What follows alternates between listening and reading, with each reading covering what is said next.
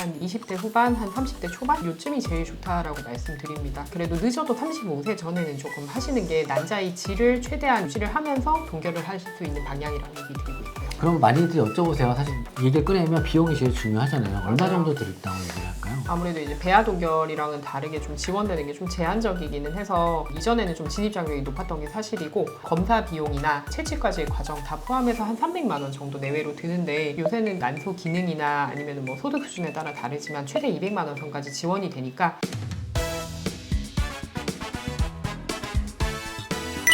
안녕하세요. 산부인과 최신 정보를 설명드리는 삼신 의사입니다. 오늘은 난자 동결을 좀 얘기를 해볼까 해요, 선생님. 전에 한번 얘기 드렸는데 좀 새로운 소식을 좀 전해볼까 합니다. 사진 보면 어때요, 선생님? 왜 인공지능 얘기를 제가 먼저 꺼냈냐면 실제로 이제 진료를 하다 보면 저희가 진료 현장에서 객관적인 걸 다 설명 못할 때도 있고 그런 내용들을 고민을 하고 있다 이런 내용 때문에 한번 넣어봤어요. 참고로 이게 원본 사진입니다. 네. 요거는 이제 저희 병원 잘 나왔죠, 선생님? 그럼요. 잘 나올 때까지 했어요. 네.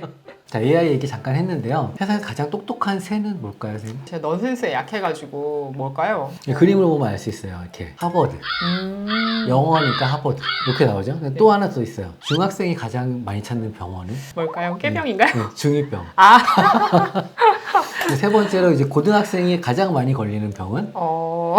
다 걸릴 수 있어요. 그래서 이거는 고산병. 아. 이렇게 만들었는데 네. 이런 내용들이 이제 환자를 설명드릴 때 심각한 얘기만 할 수 없으니까 영상에 넣어놓은 거예요.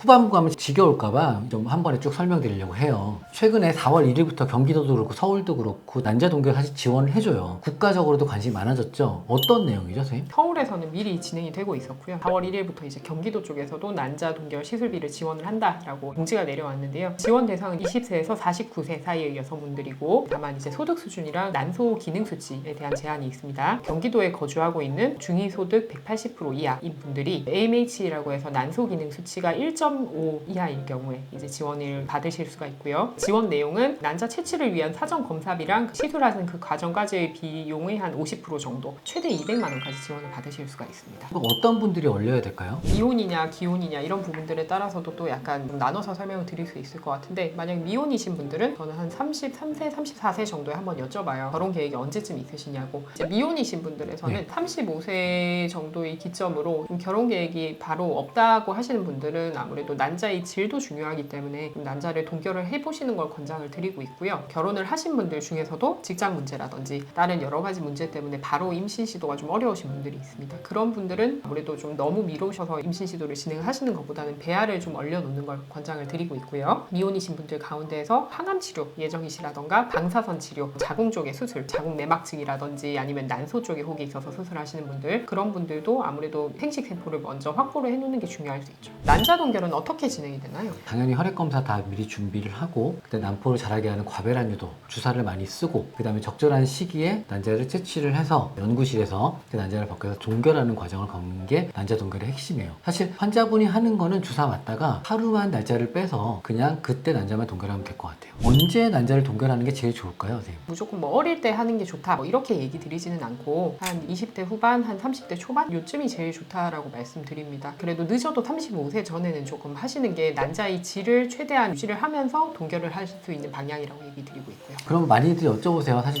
얘기를 꺼내면 비용이 제일 중요하잖아요. 얼마 정도 들다고 얘기를 할까요? 아무래도 이제 배아 동결이랑은 다르게 좀 지원되는 게 좀 제한적이기는 해서 이전에는 좀 진입 장벽이 높았던 게 사실이고 검사 비용이나 채취까지의 과정 다 포함해서 한 300만 원 정도 내외로 드는데 요새는 난소 기능이나 아니면 뭐 소득 수준에 따라 다르지만 최대 200만 원 선까지 지원이 되니까 그런 부분들 관심이 있으시면 잘 알아보시고 진행하시면 좋을 것 같습니다.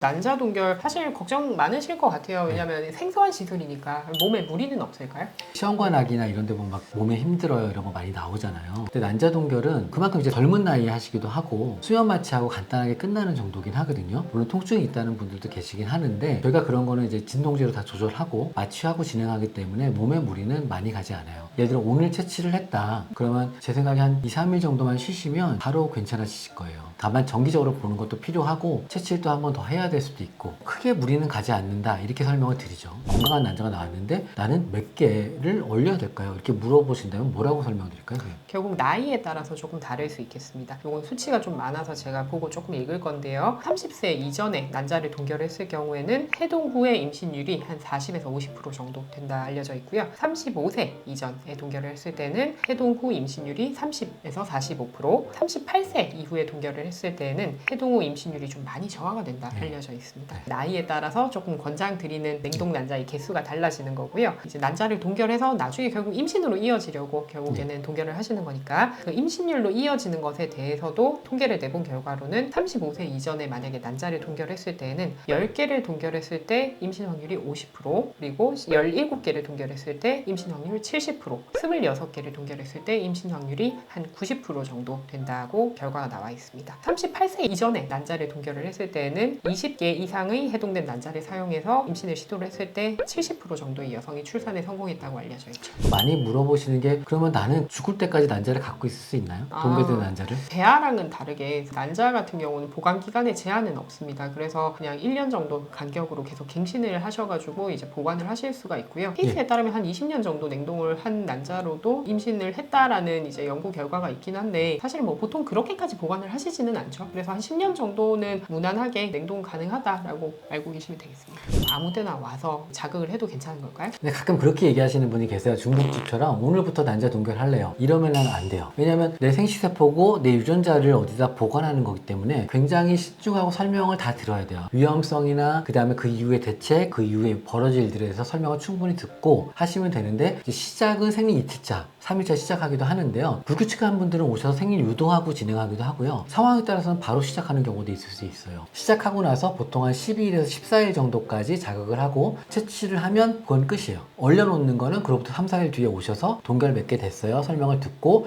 이제 이걸로 한 번 더 하겠습니다. 안 하겠습니다. 이런 생각을 하면 될 것 같아요. 만약에 난자를 동결을 하셨어요. 병원이 근데 이제 문을 닫는 경우도 가끔 있을 수 있잖아요. 그렇죠. 그럴 때는 어떻게 해요? 그러니까 사실 인재나 뭐 이런 여러 가지 상황에 대비해서 저도 동결을 할 때 그거를 가장 조심하게 생각을 했고 저하고 잘 아는 선생님이 또 이제 유수한 대학병원에 계셔서 저희가 아마 MOU를 맺으면서 진행을 하려고 해요. 그래서 저희 병원에 혹시 어떤 다른 외부적인 문제가 생기더라고 하더라도 그 난자만큼은 책임져 줄 수 있는 병원을 이미 얘기를 해놨어요. 그렇기 때문에 그런 거는 너무 걱정 안 하셔도 됩니다. 자, 이제 난자를 얼렸다가 해동하러 왔어요. 그럼 그 뒤에 일은 어떻게 진행이 되나요, 선생님? 얼려져 있는 난자를 해동을 해야죠. 한 마이너스 196도 정도에서 원래 보관이 돼 있는데 그걸 이제 정교한 어떤 의학적 기술로 해동을 하게 됩니다. 조직 생식 세포의 손상을 최소화하면서 결국에는 해동을 해야 되고 그렇게 함에도 불구하고 한 생존율은 85%에서 95% 정도, 100%까지는 아직 가진 않다라고 알려져 있고요. 성공적으로 해동이 된 난자를 정자랑 수정을 시키게 되는데 일반적으로는 미세정자 주의법이라고 해서 익시라는 정자를 찔러 넣는 기법을 사용해서 수정을 시키게 됩니다. 이렇게 해서 수정이 되고 나면 배아가 만들어지겠죠. 배아를 한 3일에서 5일 정도 키우고 난 다음에 적절한 시기를 골라서 내막 상태가 좋을 때 이식을 하게 됩니다. 가슴이 벅찰 것 같아요. 그래서 애기가 임신이 되면 그 그쵸? 선물을 받는 느낌이어서 좀 느낌이 다를 것 같아요. 자, 오늘의 삼순 의사 처방을 뭐라고 설명드릴까요?